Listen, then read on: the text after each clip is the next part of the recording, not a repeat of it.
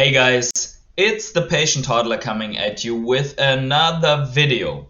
So buybacks are gone for good. That has Reese confirmed in an interview on another YouTuber's channel that already many YouTubers have reacted to. But the essence is that Veve is not going to buy Ecomi tokens from the circulating supply to replenish the reserve wallet and therefore constantly reduce the circulating supply with buybacks. Now let's look deeper into that one.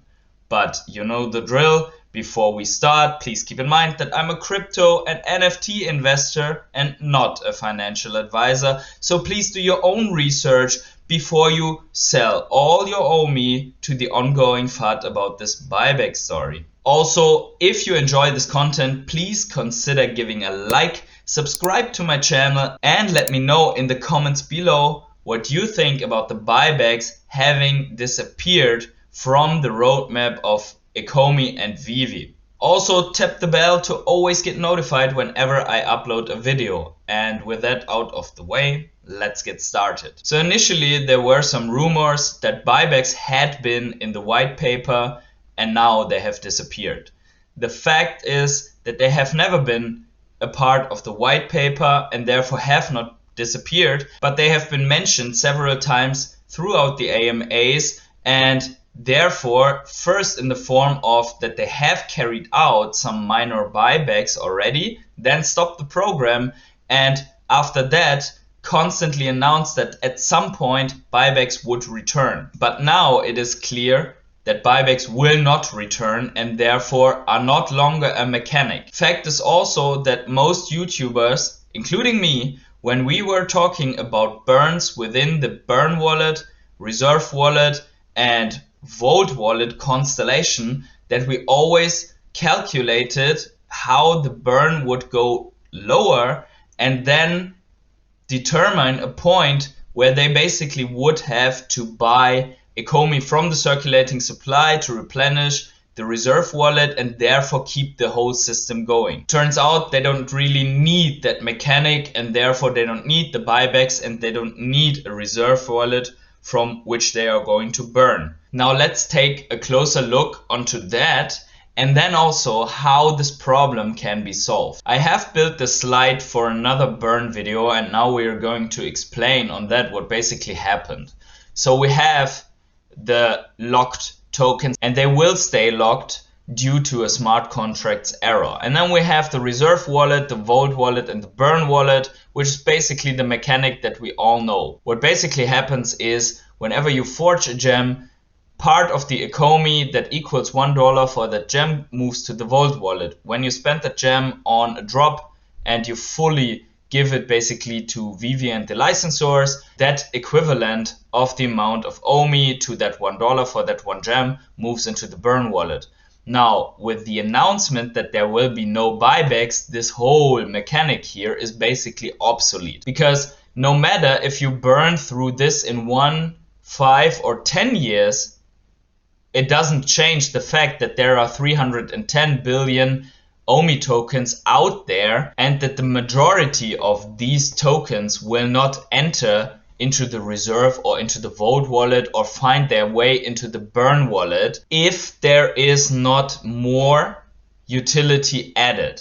Now there is utility added and that's also what we're going to look at. Our ultimate goal is to get OMI from the circulating supply to the burn wallet so it can disappear forever and give more value to the tokens that we are holding. Now I've addressed some facts here already, and another fact is that until a couple of months ago there was no utility onto the OMI token. There was only the promise of maybe some buybacks in the future, and actually most of the people had no problem with that. And then the OMI utility program came out and did maybe disappoint some people. But here are the main factors from the OMI utility program that actually cause burn from the circulating supply.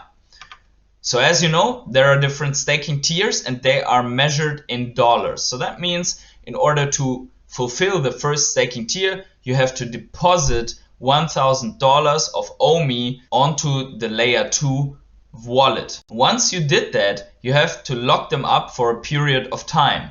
So the first mechanic here, and this is independently on if you have put in tier 5 50,000 or 1,000. It appears that to be able to stake 5,000 into T2, you have to conclude T1 first. And let's say it takes 30 days to get through that tier. That is a time that someone who wants to stake and have the benefits of tier 3, 4 or 5 doesn't want to wait. So he can fast track through the tier, but it will cost him 25% of the OMI locked in. Now this would mean that he would have to burn $250 to be able to already lock some OMI into the staking tier number 2. There's also the fact that this OMI that is being used, and independently if you fast track through it or not, is that as long as it is on layer 2, it cannot be on an exchange and therefore will temporarily reduce the circulating supply by that amount of OMI that equals the 1,000 until the $50,000 per person that has staked it there, plus the amount that they may have sent too much to that wallet. The second scenario that burns OMI is the breakage fee. So that doesn't mean that you want to go through that staking tier, but that you want to abort the mission. So you have staked $1,000 and now the amount of Ecomi is locked into that staking tier, but something happens, you want to move back to an exchange and you want to sell, so you can burn the equivalent of $100 of OMI. And then there is a third scenario, which is the OMI NFT buyer's fee. And as far as we know, there are only tier 2 and tier 3 stakers enabled to buy and pay the fees with OMI and therefore burn from the circulating supply. Here's a quick one because I've not mentioned that in the beginning. Why is this from the circulating supply? Your OMI that you're staking is coming from the circulating supply, and the fees as well as the breakage fee and the fast track fee are deducted from the Ecomi that you have on that wallet. So ultimately, these are already 3 ways how this amount of OMI transfers from the circulating supply to the burn wallet. Now this highly depends on the action that people are bringing in by staking OMI and therefore wanting to participate in the benefits of staking that OMI, such as displaying mint numbers in showrooms, being eligible to burn collectibles, participate in the drop raffle from the OMI staking site, and so on. So this is a first draft of the article, of course, and the numbers, parameters, and functionalities and benefits can shift or change, but it is a utility that we did not have a couple of weeks or months ago until we finally heard about the OMI utility program. And here is another point. People are complaining about the buybacks that were promised and never written down somewhere disappear. But actually they were also complaining that the OMI utility is not enough. So what we can see or derive from that is that there is a big interest from the Veve team to actually put utility onto that Ecomi token and therefore create value for the investors and themselves, because they are holding a substantial amount of Ecomi, and it's always better when this substantial amount increases a lot in value. And there is another one that we have to consider. What happens if they would hear what the community says and leave the buybacks in the program and therefore not being listed on exchanges, because the exchanges fear that at some point Ecomi will be investigated, rated as a security, and therefore taken off that exchange, so there is no exchange listing in the first place. And then also, what happens with our invested money if Ecomi is in fact investigated and the penalty is not just a slap on the wrist? What happens then? So we might have to reconsider that the currently or before proposed model of we are buying back tokens and putting them into the reserve wallet and therefore we generate value for our investors is the best way, because probably this model and this way of thinking about our investment only got so popular because all of the YouTubers were making videos about exactly that. And with all of the YouTubers, I mean also me, because this is just easier to calculate, easier to handle and give to people and show to people.